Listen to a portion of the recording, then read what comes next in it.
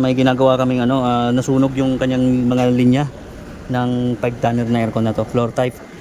So ito yung kanyang capacitor pumutok. So testingin lang muna namin. Ayan. So ayan, okay na siya. So ibalik na lang namin to. So ni-rewire namin to panibago. Ha? Hindi na dinay-off yan. 18 yung ano niya. Amperahe, 18 okay lang yun. So 5 tonner kasi to, nasunog dahil puno ng tambak dito guys. So nag high pressure siya, nag-init yung mga wirings. Tanda rin. So bali yan guys, paganahin na namin to. So bali to guys, gumana na siya. Ayan yung amperahe niya 16.7 16.9, so 17 amperes ganon. So ayan, sunog yan, putok. Ito yung kanyang capacitor, pinaputok niya. Dahil muntikan pang masunog to kung buti na lang merong dito, lineman. So kinat niya na lang yung wire na to, isang line, kinat niya na lang kasi hindi namamatay yung breaker dahil yung abang din nilang breaker nito 60 amperes. So mataas masyado yung 60 amperes, hindi nag-trip kaagad, kaya umusok na to. Nung sumabog, hindi pa rin gumagana pa rin siya. Umusok na yung wirings niya, kaya sunog-sunog yung wirings niya. Ni-rewire namin yan. So bali ito guys, yan gumagana na siya. Kaya siya dahil yung punong-puno dito ng tambak tinambakan to, hindi makalabas yung kanyang hindi may buga yung init dahil mainit to 5 tonner kasi itong floor type, lumang modelo na nga to, kaya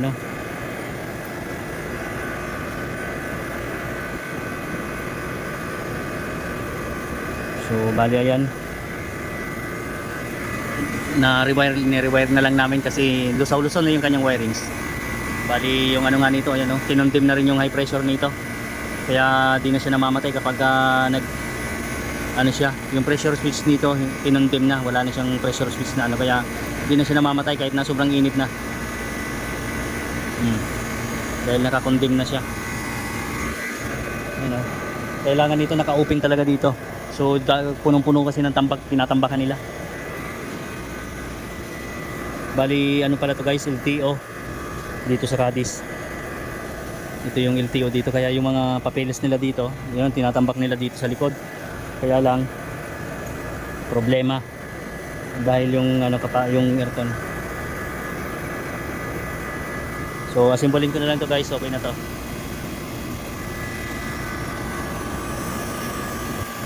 So ayan ang init talaga ng kanyang buga.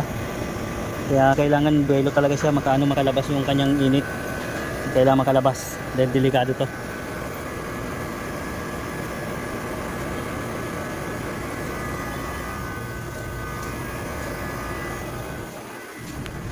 Bali ayun guys, yung filter niya sobrang dumi, barado na rin.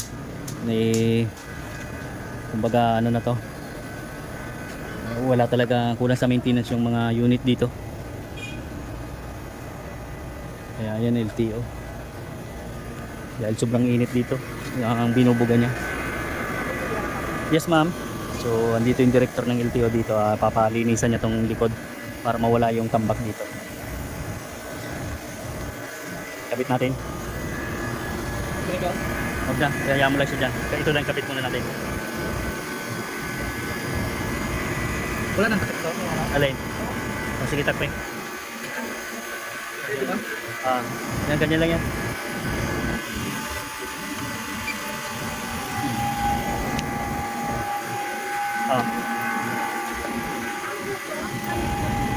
Ayos. Sabit yan. Angat. Yan. Angat ito rin dito. Sige. Angat. Yan.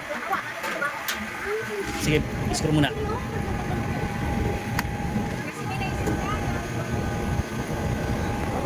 So ipistan namin to. Bali yung cover nito sa may fan blade niya, wala na to. Ganto na talaga to, wala ng cover to. Sige.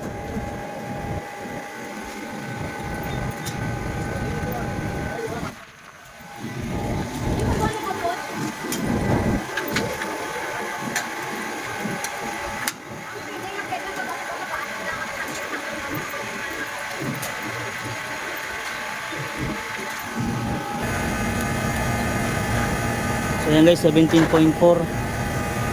So mainit talaga yung buga niya kaya kailangan malinis. Oh, grabe init yan. Ayan, grabe init yan, oh. Balik.